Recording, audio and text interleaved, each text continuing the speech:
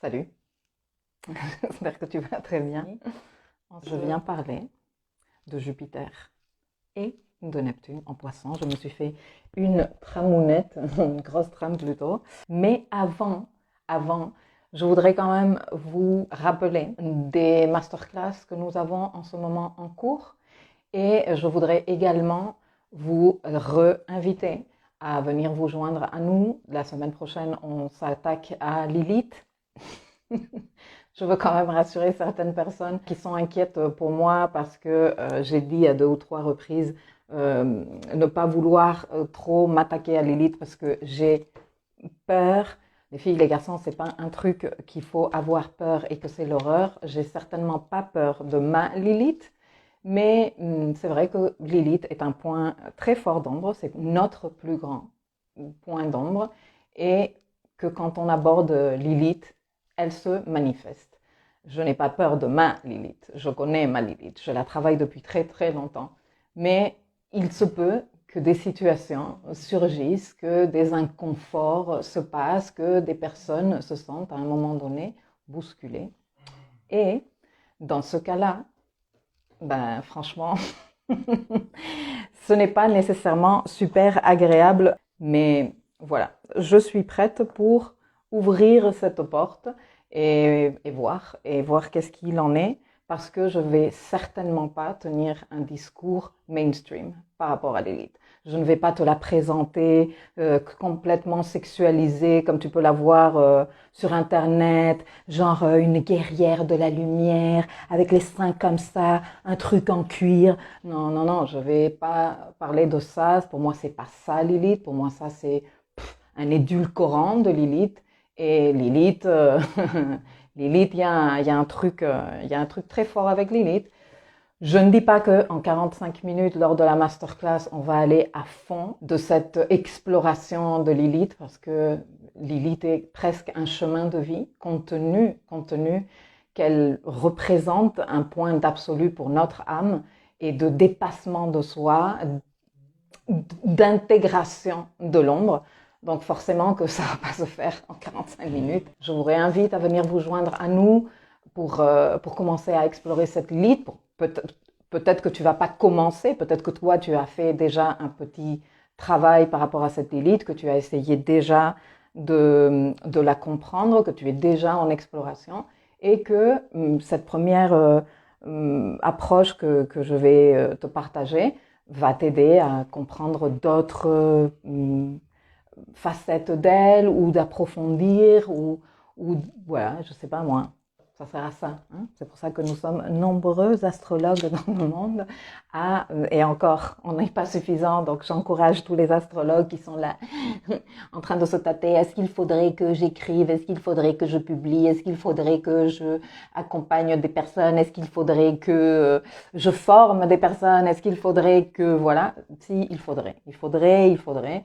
Plus on est nombreux, plus on a des voies d'exploration de ces codes et plus on met de l'information pour que chacun trouve sa voie de les travailler parce qu'il n'y a pas une voie, il n'y a pas une réponse et il n'y a pas une vérité. Voilà. Quand je publierai cette vidéo sur ma chaîne YouTube et dans mon blog, je vais la relier à une leçon complémentaire dans le dossier Climat Astral 2022 où vous aurez à votre disposition une fiche de travail pour aller explorer ces concepts que je suis en train de vous dire et sur lesquels je approfondis un peu plus à l'écrit dans cette autre leçon et que vous puissiez faire, si ça vous donne envie, votre travail d'exploration par rapport à là où se tient la conjonction dans votre thème. Ok ? Très bien, donc je laisserai le lien ci-dessous. Je vous rappelle que le dossier climat, que tous les dossiers climat astral de l'espace éducatif font partie des dossiers publics auxquels tu as accès, soit si tu es architecte à travers ton abonnement à Architecte de ma vie, mais si tu ne souhaites pas souscrire à cet abonnement-là, c'est des dossiers que je mets à disposition de la section gratuite de l'espace éducatif à laquelle tu peux t'inscrire sans problème. Je l'ai appelé chez nous. Et je laisserai le lien ici dessous si tu ne fais pas encore partie de cette communauté. Je pense que ça t'intéresse parce que dans pas longtemps, on va commencer à faire des rencontres exclusives que je ne vais pas mettre à disposition des réseaux sociaux, mais qu'on va faire plus centré avec les membres de l'espace éducatif. J'ai annoncé ça aussi quand je vous ai parlé de l'anniversaire de l'espace éducatif, le 4 avril, et de tout ce festival de masterclass que nous avons en ce moment. Et jusqu'à la mi-juin. Bon, allez, on va commencer. 12 avril. Nous avons la conjonction Jupiter-Neptune à 23 degrés des Poissons. Et je veux te parler de cette conjonction comme moi je l'entends, des différents aspects que moi je suis en train de considérer pour faire mon travail et ma compréhension de tout ça. Poisson est une énergie dématérialisée, Poisson est une énergie insaisissable, Poisson est une énergie qui dissout, elle est dissolvante. Pour te donner des exemples de situations ou d'expériences de type Poisson, pour que tu comprennes un tout petit peu, même si ça m'arrive très fréquemment en consultation, quand on aborde, et même dans les formations, dans les leçons que je publie, quand on aborde les codes qui sont en rapport avec l'énergie Poisson, comme par exemple l'énergie même Poisson, comme par exemple la maison 12 qui est analogue à l'énergie Poisson, comme par exemple l'énergie neptunienne, que nombreuses personnes me disent j'ai du mal à saisir, j'ai du mal à me positionner, j'ai du mal à comprendre, je suis dans le flou, j'ai du mal à lui donner une forme intellectuelle. Et moi je dis à chaque fois, mais c'est normal, ça fait partie du code. Ça fait partie du code que ce côté insaisissable, que ce côté difficile à incarner, à donner une forme. Ça c'est l'énergie neptunienne. C'est ça l'énergie neptunienne. Et Neptune étant le maître des poissons, forcément que c'est en rapport avec l'énergie Poisson. Et Poisson étant en analogie avec les affaires de la maison 12, eh bien, dans la maison 12, on se sent un peu comme ça. Même si le signe qui colore ta maison 12 est un signe de terre, tu te sens un peu comme ça. Donc, je prends par où cette énergie? Ils sont où les bras, les mains? Tu vois? C'est comme quand tu essayes de prendre de l'eau, tu vois? T'arrives pas. Ou de l'air. Comment tu fais pour... c'est impossible d'attraper de la fumée, de la vapeur. C'est impossible. Voilà. Bon, ben c'est ça. L'énergie Poisson, c'est ça l'énergie neptunienne. C'est en rapport avec ce côté insaisissable. Comme je te disais, des exemples de situations qui sont en analogie avec cette énergie Poisson pourraient être les changements de l'état de la matière, du solide au gazeux, tu vois, ce qui dématérialise, comment la glace se fond en de l'eau et l'eau s'évapore et disparaît en de la vapeur. Et tout ça fait partie de ce processus de désincarner, de se volatiliser, de s'évaporer, de perdre forme. Parce qu'avec l'énergie neptunienne et avec l'énergie Poisson, nous, on est dans l'élévation. Et pour l'élévation, forcément qu'il faut se détacher de la matière. Il y a ces deux processus-là qui se tiennent dans toute histoire. Par exemple, quand on étudie l'histoire cosmique, on comprend comment tout était tout, mais sans forme. Et le fait de créer les formes, créer les planètes, créer la vie sur les planètes est un processus de ce qui est dématérialisé, qui descend à la matière, tu vois. Mais de l'autre côté, il y a la partie très matérielle qui doit s'élever vers la conscience. J'ai déjà parlé de ces processus, comment ils se tiennent, le rôle de Mercure dans ce truc-là, ce flux.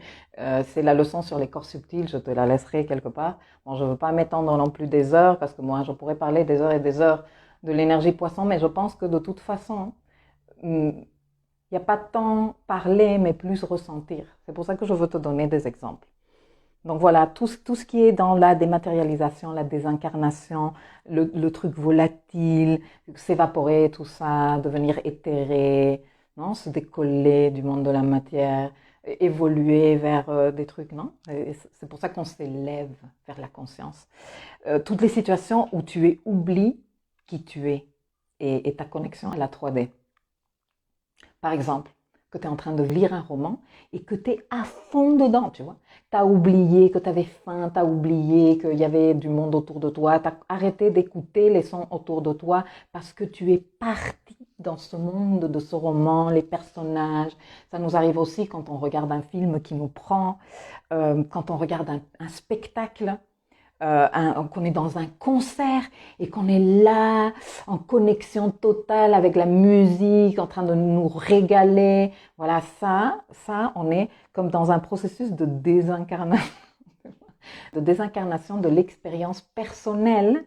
On est en train de se dépersonnaliser un peu et entrer dans ce film, cet épisode de série, ce roman avec ses personnages, ce concert, ce spectacle de danse, cette vision que tu peux avoir à un moment que tu es en train de rêvasser et tu pars comme ça dans ton rêve et tout, et tu voyages dans tes mémoires et tu voyages dans ton imagination et tu oublies un peu que tu es là. Et tu peux bien sûr atteindre ces états d'inspiration, d'élévation, de connexion à cette partie super inspirée de nous à travers les massages par exemple, à travers la méditation définitivement et tous les différents outils méditatifs, parce qu'il y a différents types de méditation.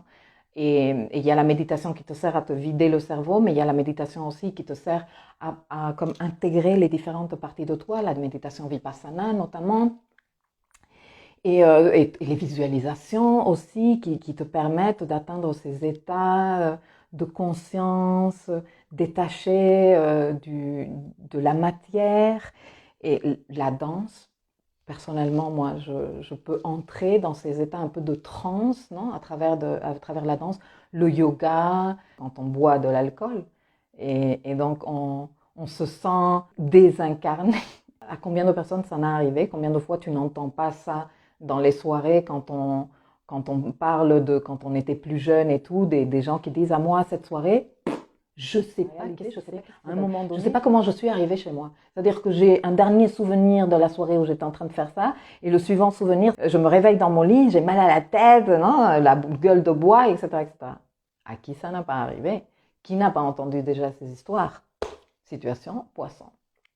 Les substances psychotropiques aussi nous permettent d'être comme ça, de nous désincarner, d'aller explorer et toutes les cérémonies, par exemple avec l'ayahuasca, le peyote, tout ça sert à comme dissoudre la coque corporelle ou 3D pour accéder. Et quand tu es un peu pompette, tu vois, que tu n'es pas complètement sous, mais que tu es un peu pompette, nombreuses personnes disent « Ah ben je me sens plus désinhibée ». Ouais, parce que l'ego et tout ça se dissout. Et ça, c'est très, très Neptune et très Poisson. Quand on est également dans l'amour aveugle, tu vois que tu viens de connaître la personne et tu es là, et que tu es comme dans un autre espace de la vie. Ça, c'est très Poisson aussi, quand tu es dans le flow créatif, que tu es en train de fabriquer un truc, que tu es en train de cuisiner un truc, que tu es en train de jardiner dans ton magnifique jardin et que tu es dans le flow, tu vois, ou que tu es en train d'écrire un truc ou de travailler à travers ton travail, tu peux entrer dans un état de flow et là, tu es hyper synchronisé avec cette énergie poisson qui est en rapport, et neptunienne qui est en rapport aussi avec la créativité, l'inspiration presque de type mystique. Et quand je parle de mysticisme, je ne parle pas de religiosité. Toute situation qui implique un lâcher-prise comme par exemple, tu vois quand tu t'endors, tu vois quand tu fermes les yeux, que tu es en train comme ça de partir et de partir et de partir, et là tu es en train de te décoller de la 3D, de ton... C'est pas que tu meurs, tu vois, mais c'est juste que ta conscience, elle passe dans un autre registre. Et toi, tu te détends. Bon, il y a des personnes qui sont tellement dans le contrôle, on va en parler tout à l'heure, l'énergie yang à donf, je veux tout contrôler. Moi, la situation Neptune ou Poisson me génère énormément de stress parce que je sens que je perds la main et quand je perds la main, je stresse à mort. Et donc, même ont du mal à se détendre suffisamment profondément pour s'endormir. Mais voilà, ça c'est une sensation très Poisson. Dès que je pars, je pars, je pars, je pars, je pars. Moi, j'aime beaucoup faire un exercice à la plage quand je descends au lagon. Je pars tôt à la plage quand il n'y a pas énormément de monde. Et bon, s'il n'y en a pas de la houle et tout ça. Et j'adore me laisser flotter comme ça dans le lagon, tu vois, que l'eau me porte. Et je me laisse porter comme ça et ça me détend les muscles du dos. Et ça, c'est encore une situation Poisson de lâche, lâche, laisse-toi porter, lâche, tu vois. Tout ce qui est se sentir enfermé, les isolements, les enfermements et la gestion émotionnelle et de santé mentale que l'on fait par rapport à ça, ça c'est aussi très de maison 12 et poissonnesque. Les vagues émotionnelles qui arrivent comme ça, ouh, tu vois, et wow, qui à un moment donné peuvent nous faire sentir même noyés. C'est très Poisson. Le 99% de nous, le 99% d'après les principes kabbalistiques, cette partie où se passent tous les processus importants qui vont nous mener à matérialiser dans le 1% d'après la Kabbalah, tout ce qui est matériel, ça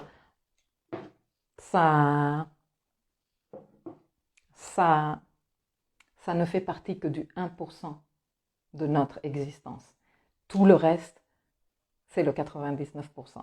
Et tout ce qui est en rapport avec le 99%, c'est en rapport avec l'énergie Poisson et Neptune. Il n'y a aucune certitude en Poisson. C'est pour ça que quand les gens me disent en consultation, non mais c'est que je ne suis pas sûre, je dis mais très bien, c'est parfait que tu ne sois pas sûre, parce que ça fait partie du truc. Apprendre à travailler, à vivre, à évoluer, à grandir, à accepter qu'on ne peut pas avoir toutes les certitudes, même si notre enfant lunaire ne fait que demander des certitudes.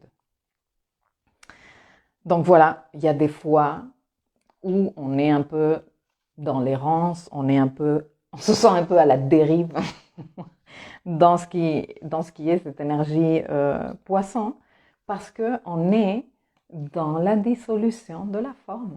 On est dans le dissolvant, tu vois. On est dans j'arrête d'être ça, que finalement, je ne suis pas que ça. Tu vois, cette personne que tu es en train de voir aujourd'hui à l'écran et que tu vois régulièrement, cette semaine surtout, tu m'as vu très souvent, ce n'est pas ça, ce n'est pas moi. Ça, c'est juste une partie de moi, une toute petite partie, un 1% de moi. Il y a toute une dimension énorme de moi qui ne se voit pas nécessairement à travers ça. Et comme avec mon exemple, le tien. Donc tout ce qui parle de dissoudre ça et avoir accès à cette tellement importante dimension, et ce 99%, il est quand même très important, non? Et souvent, cette enveloppe corporelle et matérielle nous empêche d'accéder à ça. Figure-toi qu'aujourd'hui, une de mes coachées m'a envoyé un message. Et donc, en discutant et en échangeant, elle me disait « Ah, figure-toi que je suis arrivée au coaching avec une idée comme de trucs que je voulais faire aboutir dans ma vie et comme avec l'idée de vouloir me faire un projet ultra costaud et tout. » Et elle me dit « Et plus on avance, plus je découvre des trucs de moi, plus je sens que je suis en train de me dématérialiser, de me dissoudre. » J'ai dit « Mais ma chérie, t'es grave, mais grave en train de t'aligner avec le travail qu'on est en train de faire cette année, principalement avec cette conjonction en Poisson. Mais ça fait aussi partie de ce travail de développement personnel. Nous sommes comme des poupées russes, tu vois, que l'on ouvre et on sort et on ouvre et on sort. Et à un moment donné, pour vraiment arriver à des profondeurs de nous, il faut accepter d'ouvrir cette poupée et dégager, tu vois, next. Et ces transits qu'on vit très poissonnesques, très neptuniens dans notre vie, sont des transits qui justement nous permettent de faire ça, de dissoudre, d'entrer dans cette « je n'en sais rien ». Je suis dans une incertitude totale. Je suis un peu perdue même. Où est-ce que je suis et tout. C'est grave ce type de situation qu'on est en train de vivre. Donc, je disais à ma coachée, tu es grave dans ça. Et ça fait du bien aussi. Parce qu'elle a des aspects, comme nous tous, avec de son thème important, comme son honneur, avec lesquels elle avait du mal. Et le fait de ne plus être en certitude de moi je suis comme ça et ultra identifié, genre très égotique, ça permet de dire, ah, ben écoute, si moi je croyais que j'étais ça, et je n'étais pas prête à renoncer à ça, et ça c'est en train de se dissoudre, et bien peut-être que je peux commencer à, ça c'est mon honneur, ok, et je peux être ça aussi. C'est pour ça que je refuse les étiquettes et que je déconseille les étiquettes à 100%. Charlie dit, punaise, comment tu parles à mon soleil? Alors, conjonction à 5 degrés de mon soleil en poisson, signe double cuspide, maison 7, maison 8. Le 12, je serai à Rome, au temple des Vesta. Et au Vatican, grosse symbolique pour mieux comprendre cet axe poisson vierge. Tu m'étonnes. C'est excellent que tu te sois planifié ce voyage pour ça. Donc, en fait, maintenant que vous comprenez plus ou moins ce qui se passe là en poisson, non? Tu comprends aussi très bien que nous sommes dans un moment de dissoudre et de terminer.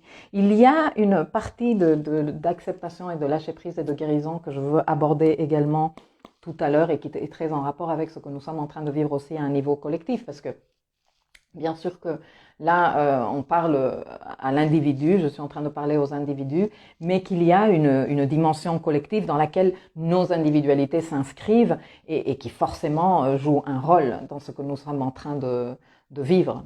Dans ce contexte que nous sommes en train de vivre à un niveau international, collectif, ce travail de conjonction Jupiter-Neptune en poisson, avec toutes les situations poisson et toute l'énergie poisson dont je viens te parler, ce côté de dissoudre, de perdre les certitudes, d'accepter de lâcher prise et quelque part de apprendre à être dans le flow, d'être dans la fluidité, d'être dans le lâcher prise. Et comment ça?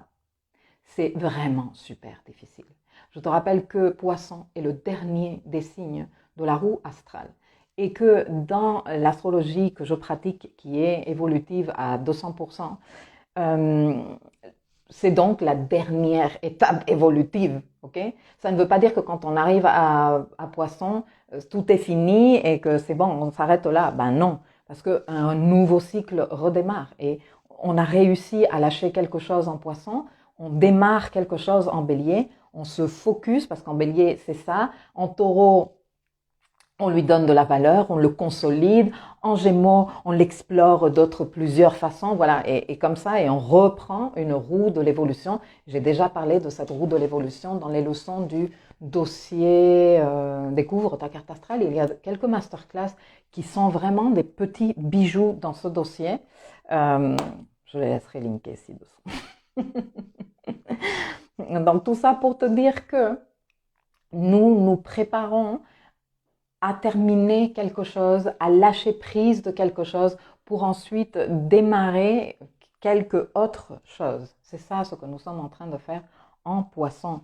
Et que ce lâcher prise duquel on parle tellement, on est des véritables quiches à faire ce lâcher prise.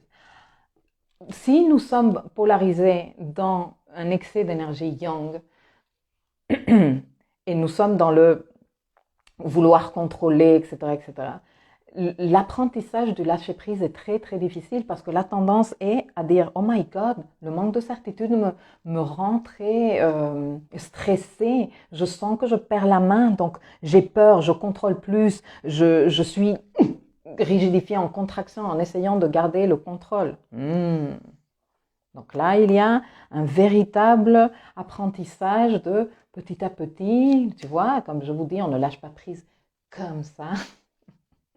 Surtout quand on est dans un excès yang, on lâche prise comme ça. Et petit à petit, jusqu'à ok, mais je reste quand même accrochée ici, hein. Ok, je lâche prise. Mais c'est comme quand tu apprends à nager. Quand tu apprends à nager, au début, jusqu'à ce qu'on t'apprenne à flotter. Comment ça se passe? Si on a une tendance plus yang, on va avoir tendance plus à vouloir contrôler. Si on a une tendance plus yin, alors là, errance totale, on est noyé, perdu, nos limites, je ne sais pas où j'en suis. Ça m'angoisse énormément parce que voilà quoi. Et si tu as une dominance yang et yin dans ton thème et que tu fais un peu le ping-pong dans cette énergie, eh bien tu vas passer des moments où peur, contrôle, stress, contraction totale à ouais, ben j'en sais rien, où je suis. Bon, ça fait partie d'explorer ce spectre, ok?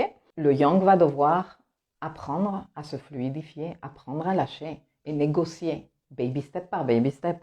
Le yin doit apprendre à poser des limites. Chaque pôle a son petit travail à faire. Mais c'est ça le travail que nous propose cette conjonction. Si Neptune fluidifie, non, termine de dissoudre, si on suit l'ordre des planètes qui est aussi un chemin initiatique et que Saturne a posé des murs à construire, a dit c'est comme ça la vie et clac, clac, clac et je me porte comme ça et tout, Uranus il vient, coup de pied, explosion, je te fais sauter tes murs, tes structures et tout. C'est un peu catastrophique et chaotique après. Et Neptune, il vient et dit non, mais attends, avec mon eau magique, on va.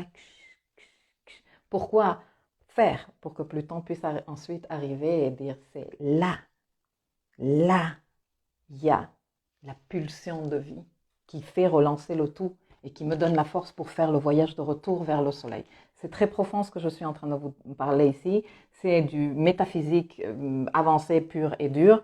Mais voilà, pour parler un peu plus concret là et revenir un peu au monde in real life, cette conjonction est une conjonction de laquelle en ce moment toutes les plumes astrologiques sont en train de parler parce qu'elle est rare.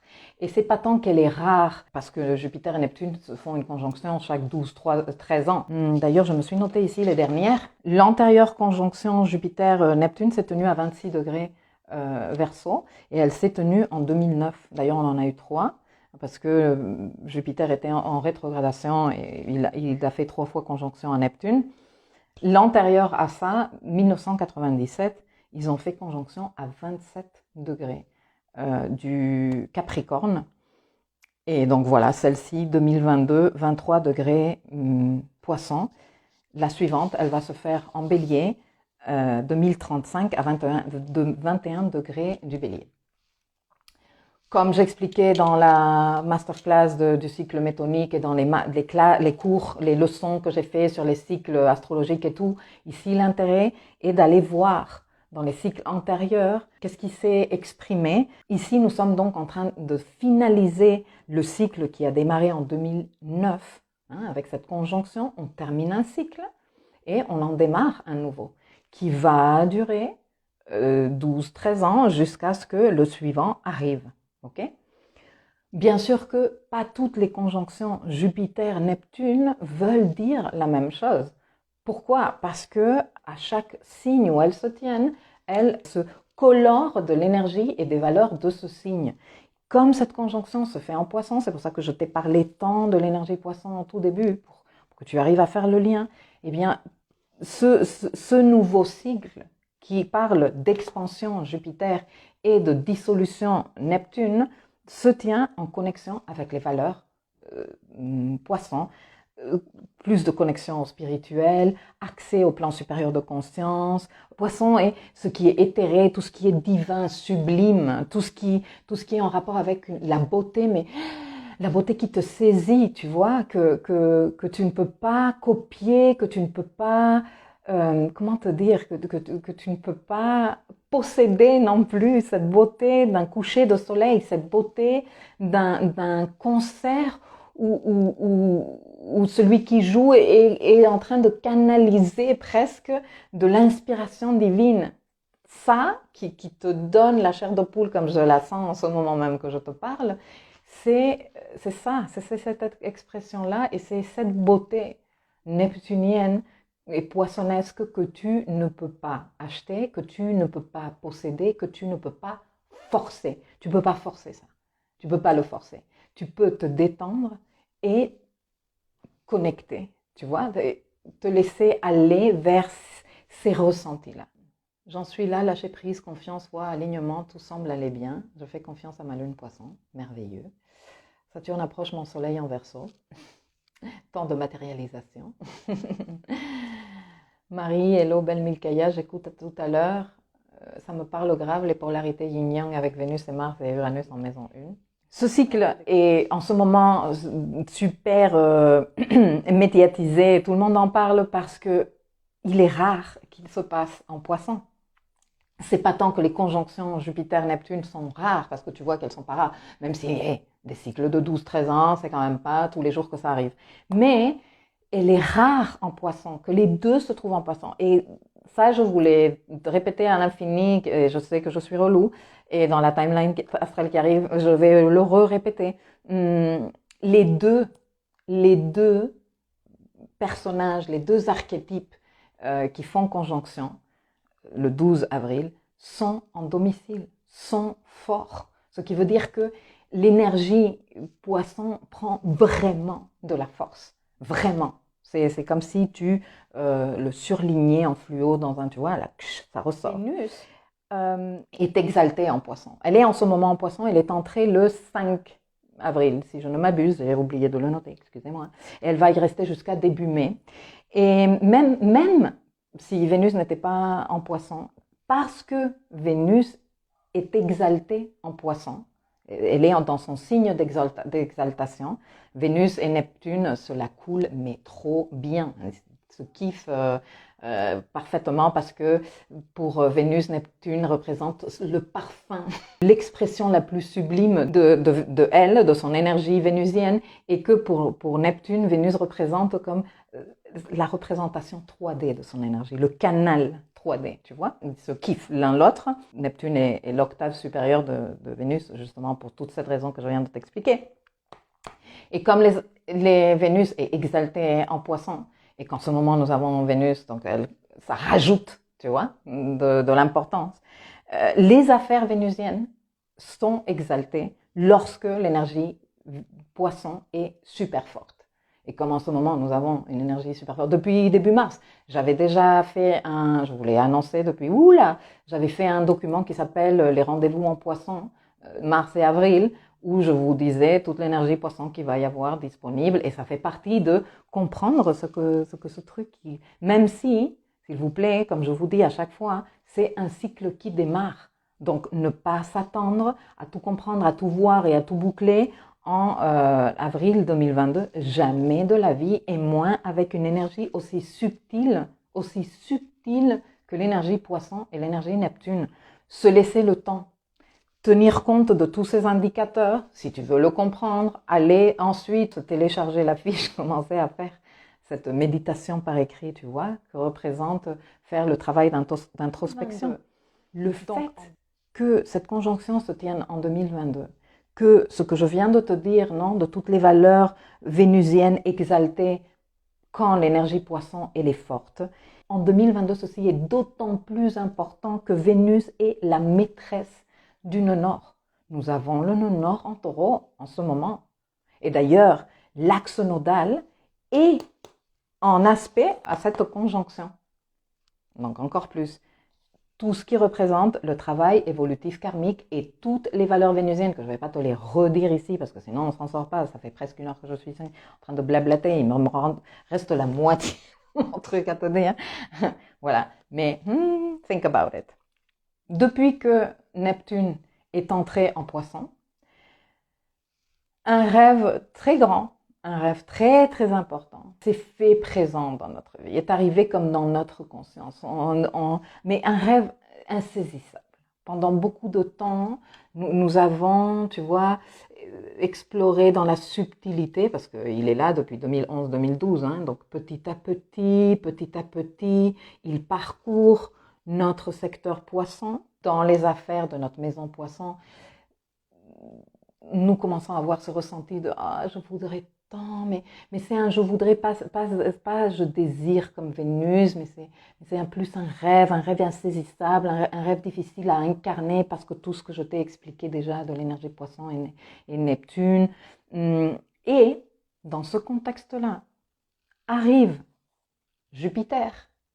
Et Jupiter, comme c'est un intra-saturnin, même si ce n'est plus une planète personnelle, parce que les planètes personnelles nous permettent de, tu vois, d'incarner, de saisir, voilà, avec Vénus, avec Mercure, avec Mars, la physicalité.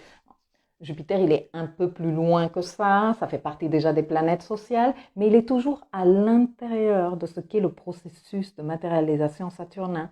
Donc, quelque part, avec la présence de ce Jupiter, on a cette sensation que ce rêve insaisissable avec lequel on est en train de jouer depuis 10 ans, il est un peu plus à la portée de notre main. C'est comme si on le touchait du bout des doigts, tu vois. Et si je m'étire un tout petit peu, si j'ose aller un peu plus loin. Ça, c'est le trait Jupiter, d'aller explorer plus loin. J'arrive à le toucher des doigts. Je vois des possibilités, je vois les opportunités, tu vois. Ce serait possible. Alors, ça donne envie de l'explorer et d'aller l'explorer avec cette foi, cet enthousiasme, cet optimisme jupitérien de ah ouais, je vais y aller, je vais conquérir le monde ou je vais faire ce que je veux faire de ma vie. Mais sache, s'il te plaît, que certainement ça ne se matérialisera pas comme tu le rêves. Ça se matérialisera. C'est pour ça que Jupiter a fait sa conjonction là, tu vois, avec ce Neptune. Mais pas exactement comme tu rêves. Et ça, c'est la partie de dissoudre, de lâcher prise, d'arriver comme à négocier, lâcher ce contrôle et dire, je suis en train d'arriver à toucher du doigt de cette situation qui pour moi est tellement importante, avec laquelle je rêve tant depuis tant d'années, d'une façon où c'était difficile pour moi de matérialiser, même d'expliquer mon rêve et de lui donner forme parce que voilà, Neptune et Poisson. Mais ça commence à me paraître possible.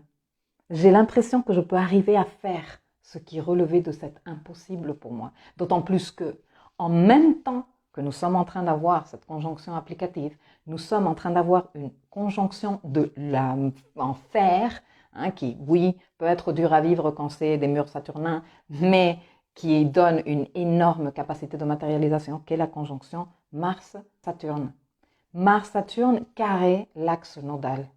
Donc la possibilité de matérialiser en dépassant des schémas très vieux, émotionnels, karmiques, etc., etc., et qui sont en rapport parce que la conjonction Mars-Saturne s'est tenue dans le même degré ou à 1 degré près que cette conjonction, et donc c'est relié.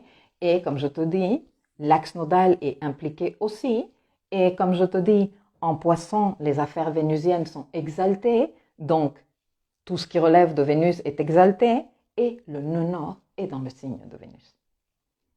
Tu piges là tous les tenants et les aboutissants. Donc cette sensation que nous sommes en train d'avoir de « Ah, je peux y arriver, si je m'étire un tout petit peu, c'est peut-être pour moi hein. ». Très bien, va l'explorer.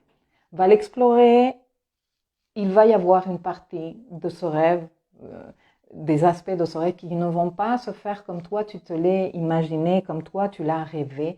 Et c'est bien aussi. Et ça fait partie, comme je te dis, de poser certaines limites, te poser certaines limites aussi pour te respecter et éviter de partir dans l'errance d'excès de yin et de lâcher prise et de dissoudre ces parties de l'ego qui veulent peut-être un peu trop contrôler et qui sont en train de représenter des blocages créatifs. Donc le fait de dissoudre, ça fait aussi partie d'accéder à un autre niveau de créativité dans le secteur poisson de tarot, en rapport avec les affaires poisson de tarot, mais pas que. Parce que comme je viens de te dire, il y a Mars et Saturne en conjonction. 22-23 degrés Verseau, donc regarde dans Verseau. Et il y a l'axe nodal, Taureau-Scorpion. Là, on est aussi en train de faire un travail super costaud. Il n'y a pas très longtemps, j'ai publié un podcast sur le travail du nœud sud en Scorpion. Je te laisserai, comme toujours, le lien ici. Donc, il y a cette partie d'émuler l'énergie poisson en tenant compte de nos tendances, yang ou yin, et faire en sorte de dire, ah ok, ben si je suis plus dans le yang, je vais faire en sorte de faire des exercices qui me permettent de lâcher prise, de détendre la contraction, même m'accompagner avec le corps. Faire des étirements, du stretching par exemple, c'est magnifique pour travailler cette contraction et ce besoin de tout contrôler. Pour les yin, m'ordonner, mettre de la structure, poser des limites, apprendre à les respecter pour le respect de moi. Okay? Et tout ça nous permet de nous rapprocher encore plus de cette possibilité de matérialiser ce rêve qui devient énorme ces jours-ci, que tu vas avoir le temps d'explorer en profondeur d'ici novembre. Tu vois les différentes voies. Pourquoi je te parle de octobre-novembre? Parce que c'est le moment où Jupiter, parce que Jupiter, suite à cette conjonction, il trace vers Bélier et puis il va revenir en rétrogradation en fin d'année pour sortir définitivement en décembre. Donc, pendant cette période, octobre, novembre, décembre, il se peut que si toi, tu as voulu faire le jeu de cette énergie graine et d'aller explorer, même si tu comprends pas très bien, même si voilà, jouer avec ce manque de certitude et te faire confiance et accepter le processus de dissolution, il se peut que vers la fin de l'année, tu aies plus de clarté. Non? Parce que rappelle-toi que ce Jupiter nous rapproche de la dimension saisissable de cette histoire qui est tellement peu saisissable. Donc voilà, il y a, comme je te disais, un dernier aspect que je voulais poser ici parce qu'il me paraît important, même si, comme je te dis, ceci est explorable beaucoup plus profond. Et le côté du pardon, de l'acceptation, du lâcher-prise. Et dans ce travail qu'on est en train de faire aussi, comprendre que dans l'exploration de cette énergie poisson, eh bien, on va goûter au spectre. Et on connaît le spectre, je vous en ai parlé quand j'ai abordé Jupiter en poisson, et j'ai fait plusieurs leçons déjà, je les laisserai ici linkées. On a parlé du The Light des poissons, l'inspiration, le mysticisme, la créativité, cette connexion, la canalisation divine, etc., etc. Mais il y a aussi le côté je suis perdue, je n'en sais rien, sauvez-moi, je vais me noyer, laisse tomber, de tout à quoi bon, je me laisse. Je me laisse. Mais pas c'est j'apprends à me fluidifier avec la vie, non, c'est je me laisse. Je deviens un corps inerte dans la vie et que la vie fasse avec moi ce qu'elle veut. Attention à l'ombre des poissons. On va être en train de goûter ça aussi. On est déjà en train de la goûter. Parce que quand on est dans l'ombre des poissons, on est très manipulable. On est super arnaquable. On vient nous raconter n'importe quoi. Nous, on est dans le mais non, l'amour inconditionnel, aider tous, protéger tous, je veux sauver le monde entier, alors que je ne suis même pas capable de me sauver moi-même. Et ça me fait sentir bien, parce que je suis en train, tu vois, de me connecter à l'amour inconditionnel, universel, etc., etc. Et je me fais arnaquer. Et on est en train d'utiliser ma sensibilité, ma capacité d'être compatissant, compatissante, etc., etc., pour me manipuler. Donc attention, attention à ça. Et justement, c'est avec ça que je vais terminer cette exposition avant de faire un petit tour et y aller. En ce moment, nous avons un astéroïde qui est en rapport avec l'abus, qui est en rapport avec la dévalorisation de la personne, qui est en rapport aussi avec des mémoires karmiques d'abus, d'humiliation et de ces schémas-là. Quand on a été dans une situation d'abus, que ce soit dans cette vie ou dans des vies antérieures, cela nous dévalorise profondément et c'est justement l'initiation que propose cet astéroïde et tout ce qui est en rapport avec le blocage du potentiel créatif et créateur de la personne. Tout ça est en rapport avec Nessus. Et Nessus, cet astéroïde, est en ce moment en poisson. il est autour du degré 15 plus ou moins. Le Soleil vient de le contacter, il vient de faire une conjonction. Nous allons avoir des autres transits qui suivent, Vénus et ensuite Mars, quand il entrera en Poisson dans quelques semaines. Et ce transit-là et cette présence est en rapport justement avec cette action de dissoudre, de guérir, de lâcher prise, de pardonner que nous propose la conjonction Jupiter-Neptune. Même si, vu que c'est un astéroïde, que Nessus est à 15 degrés, que la conjonction se tient à 23 degrés, 23-24 degrés, c'est trop d'orbes pour que ça fasse partie les uns des autres. Mais dans les transits, tu vois, Mercure, il est passé, il a fait contact à Nessus, il a continué, il a fait contact à Jupiter, il a fait contact à Neptune. Ok? Donc, je prends conscience, je me souviens des trucs abusifs, de comment ça m'a dévalorisé, etc., etc. Et ensuite, je passe par Jupiter en Poisson, je passe par Neptune en Poisson, je fais ce travail de lâcher prise, d'acceptation, de pardonner, de me pardonner pour m'avoir laissé faire ou de me pardonner pour être resté dans ce narratif autant d'années en m'interdisant d'aller explorer d'autres choses, etc., etc. Et je pense que je ne dois pas être très, très précise pour vous laisser raisonner avec la réalité politique, sociale, géopolitique en ce moment que nous sommes en train de vivre tous. Voilà, je vais laisser ça comme ça. Mais à un niveau personnel, ça se passe dans le secteur poisson de notre roue, donc va voir dans quelle maison se tient, quelles sont les affaires et comment ça te parle déjà à toi. Ensuite, après Mercure, il y a eu le Soleil qui a fait conjonction il y a quelques jours, il y a 3-4 jours. Ensuite, il va y avoir Vénus qui va faire conjonction avec cette maison. Ensuite, il va y avoir Mars qui va faire conjonction. Et après, il va y avoir les rencontres avec les autres planètes.